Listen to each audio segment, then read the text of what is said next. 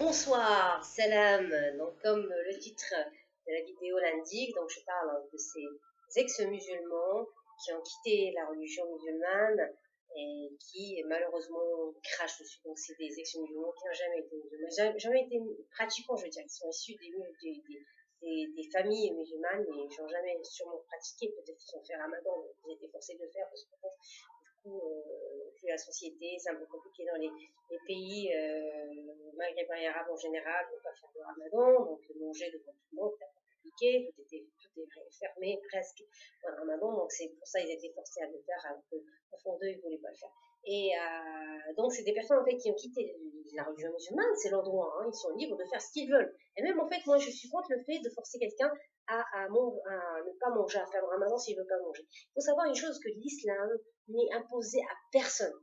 La religion, en général, n'est imposée à personne. Chacun fait ce qu'il veut. Il n'y a que Allah, que Dieu qui juge chaque personne. Moi, je ne comprends pas cette mentalité de ces gens-là qui veulent toujours imposer. Genre, moi, je fais Ramadan, toi aussi, tu dois le faire. En fait, c'est pas comme ça que ça se passe, en fait, la religion. La religion, en fait, dans l'islam, il faut juste conseiller à cette personne, lui dire que, par exemple, tu peux faire ça, mais gentiment et poliment. Il faut essayer de passer le message avec amour, avec paix.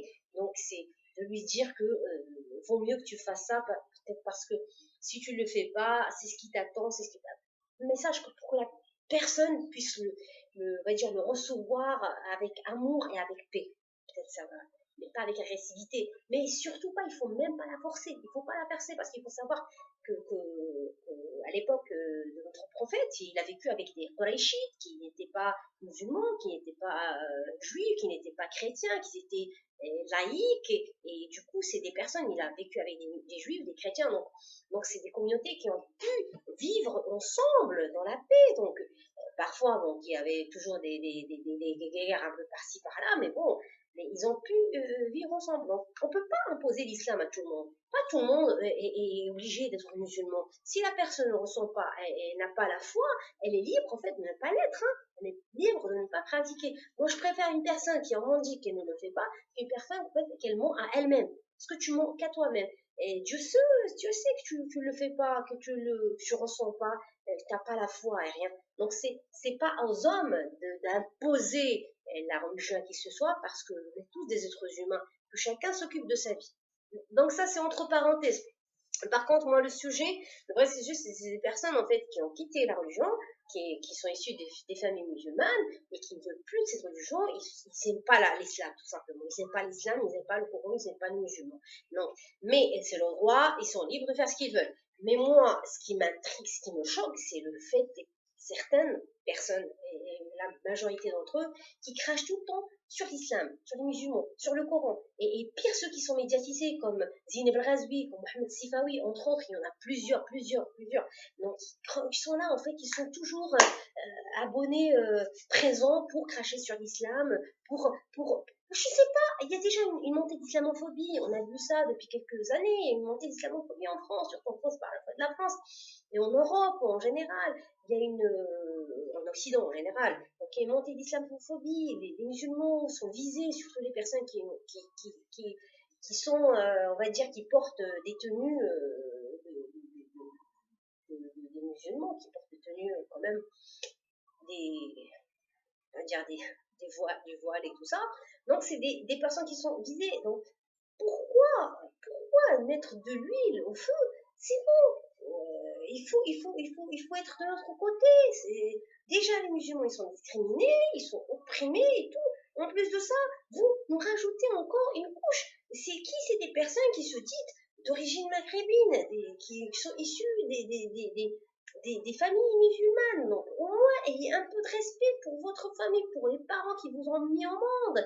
Et surtout, si vous n'êtes pas, parce que vous portez quand même des noms arabes. Vous restez des maghrébins.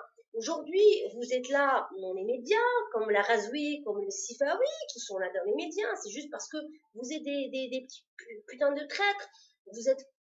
Vous léchez, c'est tout. Sinon le jour où vous ne servirez plus à rien, vous serez jeté dans la poubelle tout simplement. Donc vous êtes des arabes de service tout simplement. Vous rendez service en ce moment, mais à un moment donné où on n'en a plus besoin de vous, je vous jette. Donc, franchement, moi, c'est honteux. J'ai jamais entendu un juif ou un chrétien d'origine qui sont laïcs, et Dieu sait combien de juifs sont laïcs, et combien de chrétiens aussi. Il y a beaucoup de laïcs d'athées en France. J'ai jamais entendu quelqu'un critiquer sa religion d'origine. Jamais, c'est bon, ils sont laïcs, ils sont revendiqués laïcs, ils sont fous de la religion, ils n'en parlent plus. J'ai jamais entendu, et pourtant le judaïsme, il est presque identique à l'islam. Oui, il est identique, le judaïsme. Mais regardez, ils mangent kasher, ils mangent pas le porc, ils mangent kasher, on mange halal. Les femmes, elles portent les perruques, les femmes musulmanes, elles portent le voile. Ils ont des orthodoxes qui sont à l'extrême, il y a leurs femmes qui portent, certaines femmes juives, qui portent la burqa aussi, hein, du voile intégral, ça on n'en parle jamais. Et des musulmanes chez nous, ils le portent, donc elles le portent, certaines, les salafistes, ceux qui sont dans l'extrême aussi. Quoi d'autre? Il y a beaucoup de choses, quand ils font les prières, quand ils sont le culte, les femmes et les hommes, ils sont séparés. Chez nous aussi, à la mosquée, les femmes et les hommes, ils sont séparés. Donc arrêtons. Le judaïsme et l'islam, ils sont identiques, ils sont pareils. Donc, mais jamais entendu un juif cracher sur sa religion.